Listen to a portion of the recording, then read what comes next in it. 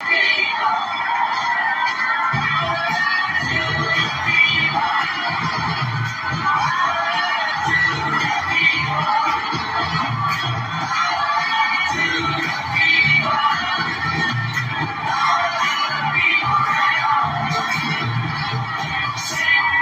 you, Missoula.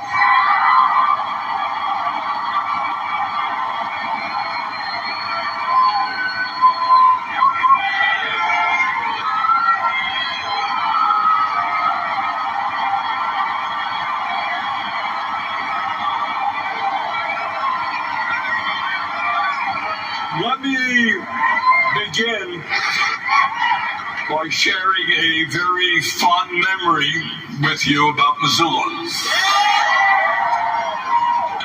I was here, I expect, right in this auditorium a number of years ago because my daughter Karina thought that Vermont was not rural enough. So she wanted to go to a real rural state, and she decided to come here to the University of Montana.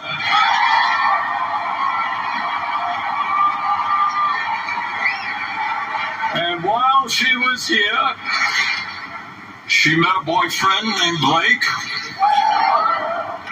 They got married. And today I am the grandfather of two beautiful kids, Cole and Tessie.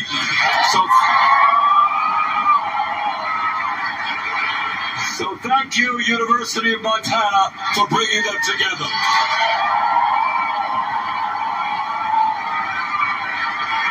And let me thank all of the speakers who preceded me. A special thanks to Sarah Nelson, one of the great trade union leaders in America.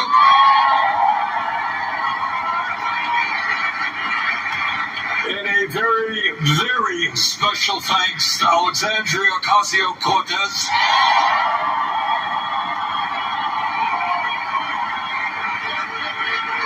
who is not only a great congresswoman from New York, but has been an inspiration to millions of young people throughout the country.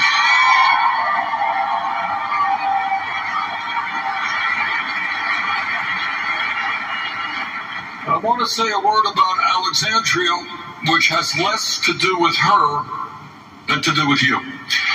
And that is that I think 6 years ago or so, Alexandria was a waitress in New York City. That's what she did. She was a waitress. And she looked around her in a community which has very serious problems. And she said, you know what, we can do better. And she decided, with no money, with no organization, but with just a spirit to fight for justice, she organized and she took on one of the most powerful people in the U.S. Congress, and she defeated him.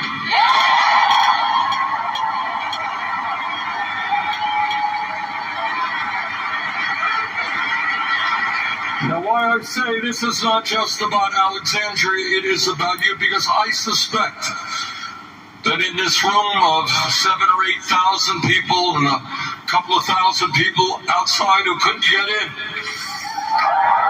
we have a lot of Alexandrias and Josephs and Harrys and Marys. And what we are asking you today is to understand that coming to this rally is just the first step in moving forward to transforming this country.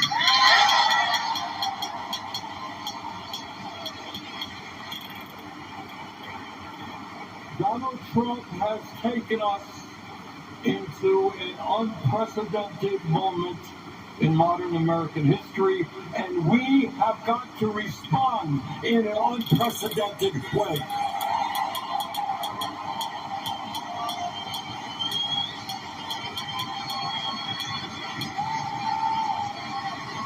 And that means you can't look around and say, well, Alexandria's going to do it. Bernie's going to do it. Somebody else is going to do it. Ain't going to happen. You are going to have to do it.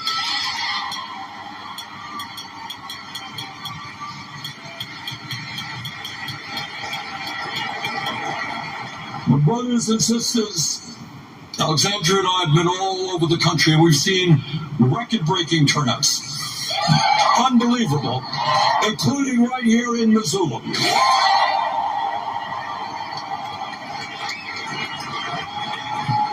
And I believe that people, and it's not just Democrats, and it's not just independents, we got Republicans coming out as well.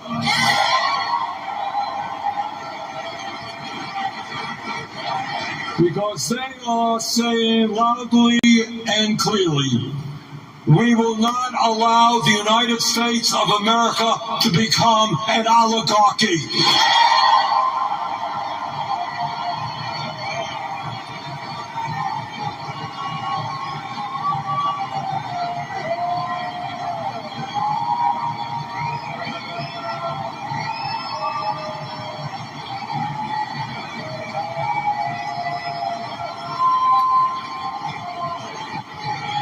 In America today, one person, I want you to hear this clearly, one person, you may have heard of him, his name is Elon Musk.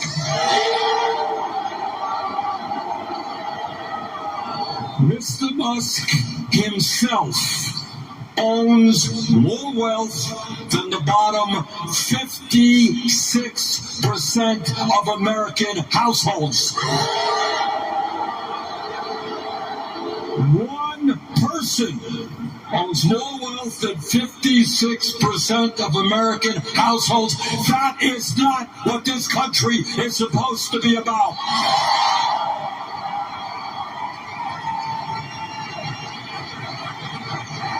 But it is not just oligarchy. The American people, conservative, progressive, moderate, are standing up loud and clear and telling Trump, you will not create an authoritarian society. We're a democracy.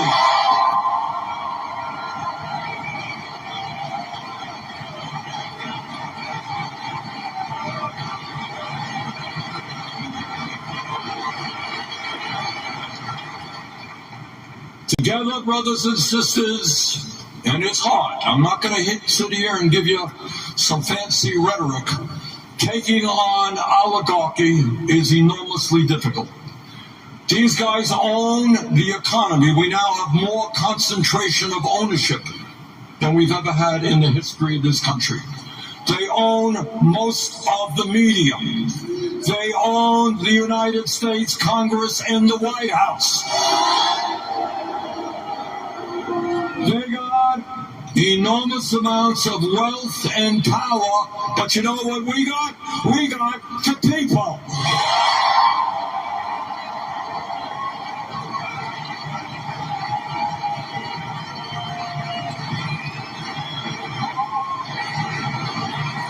And the last that I have heard is that 99% is a hell of a bigger number than 1%.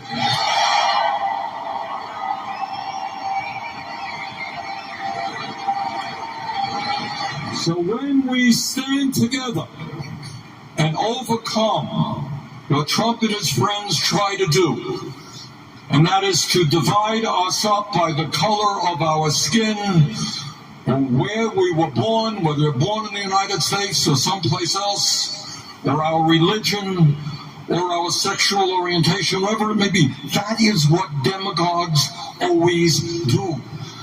They always find some minority and they say to the whole country, you got all kinds of problems, that's who it is. It's the immigrants, it's transgender people, it's gay people. That's how they win, they divide us up. But when we stand together, black and white and gay and straight,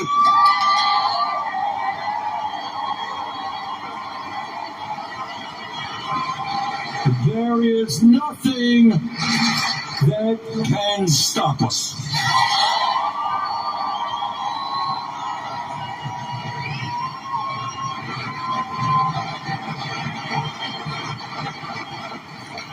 Right now, in the United States Congress, they are working along with Trump on what is called a reconciliation bill. See, it is not good enough for them that Musk owns more wealth than the bottom 56% of houses. It's not good enough for them that the top 1% owns more wealth than the bottom 90%. Not good enough. Not good enough that CEOs of large corporations now make 300 times what their workers make. Not good enough. So now they're working on legislation that would provide $1.1 trillion in tax breaks to the 1%. And they do that by cutting Medicaid by $880 billion. They do that by cutting nutrition programs for hungry children. They do that by cutting education and other programs that working families desperately need. Now you have a congressman here, his name is Ryan Zinke. Now I come from Vermont, traveled a long distance to get here. Alexandria comes from New York, traveled a long distance. Mr. Zinke does not have to travel a long distance to meet with you. So I would suggest that you ask him to sit down, have a meeting with a few thousand people, and ask him one simple question. Mr. Zinke, are you going to vote to cut Medicaid and education and nutrition to give massive tax breaks to billionaires who don't need it?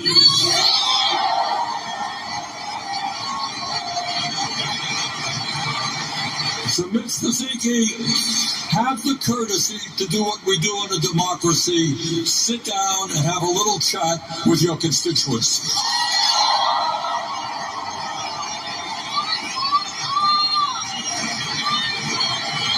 And right now, it's not only tax breaks for the rich and cuts to Medicaid. Unbelievably, you have Mr. Musk, wealthiest guy on earth, running all over Washington, D.C. He is cutting the staff at the Social Security Administration big time.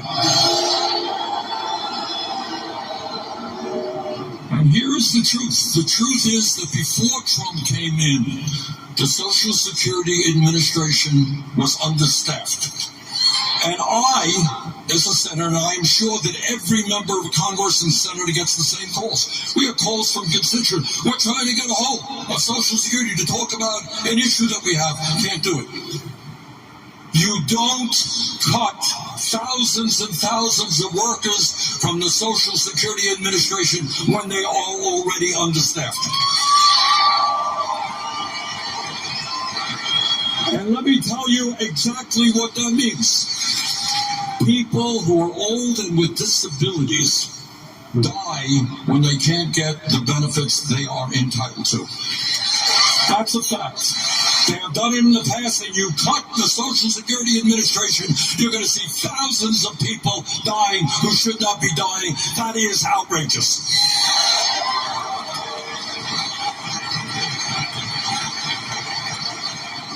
But it is not just Social Security they're going after. You know, the heroes and heroines of this country are the men and women who have put their lives on the line to defend us, our veterans.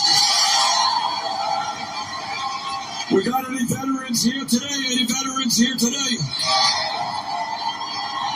Thank you.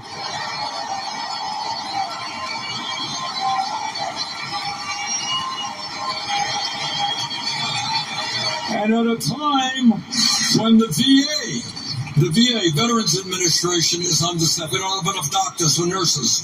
mental health counselors at the VA. Musk and his friends have the brilliant idea of firing 83,000 employees at the VA. And that will mean lower quality health care for our veterans and delays in them getting the benefits that they deserve. So what our message to Musk and Trump are: we are not going to allow you to destroy the Veterans Administration or Social Security.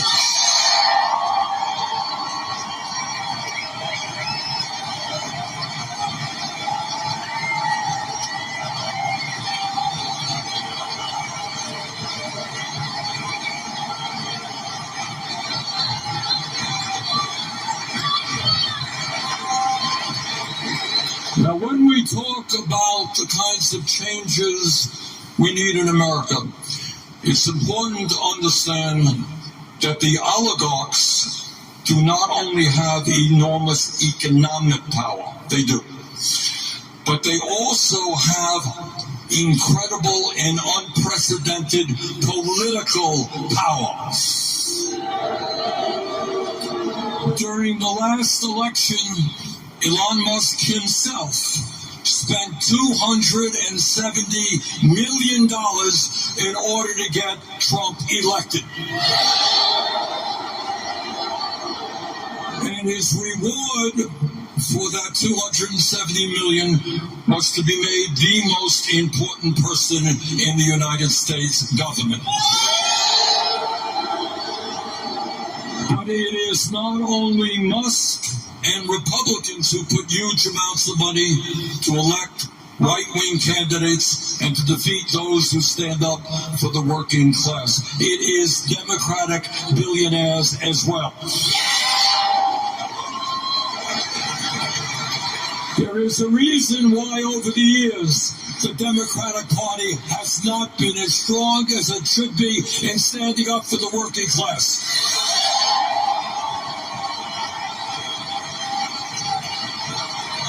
And that is the power of big money in the Democratic Party.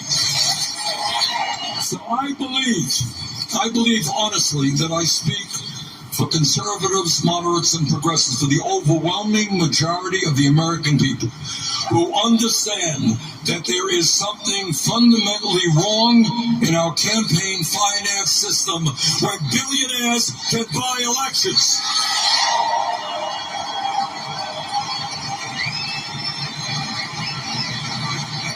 And that is why together we've got to get rid of this disastrous Citizens United Supreme Court decision.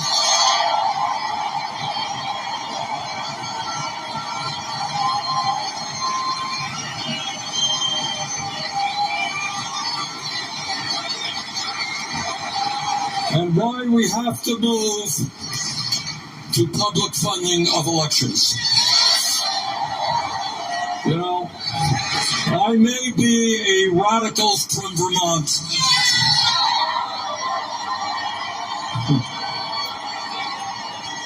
And maybe I'm old-fashioned, but I believe that democracy is one person, one vote, not billionaires buying elections.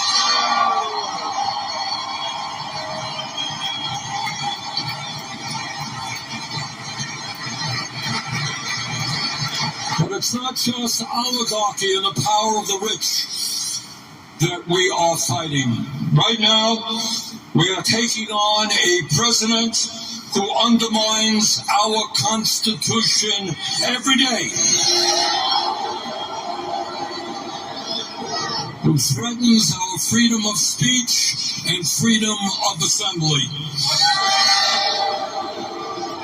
We're taking on a president whose agents are riding around in unmarked cars, grabbing people off of the streets, putting them in vans, and taking them to detention centers in this country and abroad.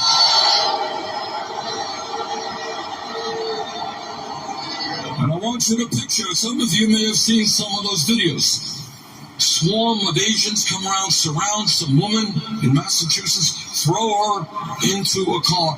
That is what takes place in dictatorships, not democracies.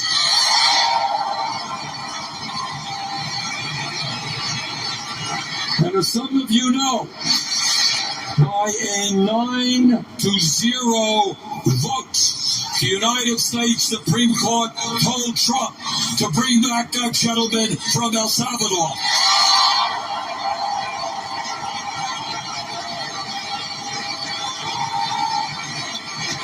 And I think we can all be in agreement. And again, this is not a progressive issue, it's actually more a conservative issue.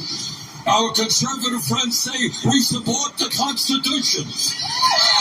Well, if you support the Constitution, you don't throw people into detention centers in El Salvador.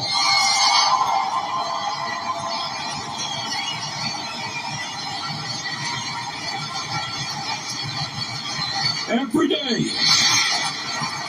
day, Trump is trying to take more and more power away from the Congress.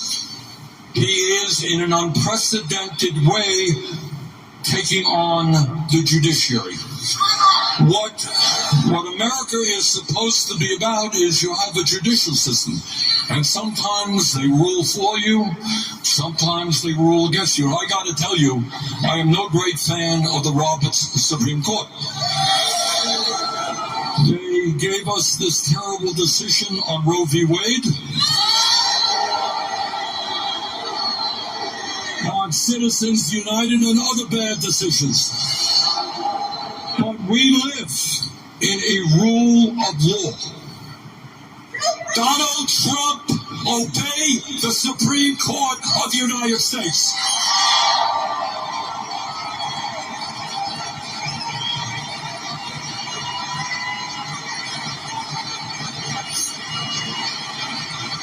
But he is not just trying to usurp power from the Congress and the judiciary. Apparently, Mr. Trump is unfamiliar with the First Amendment to the Constitution, freedom of speech. And in recent months, the President of the United States has sued ABC, CBS, Meta, the Des Moines Register. His FCC is now investigating NPR and PBS. And the other day he said CBS should lose its license. And what terrible crime did CBS commit? They criticized policies of the President of the United States. How terrible for the President to be criticized.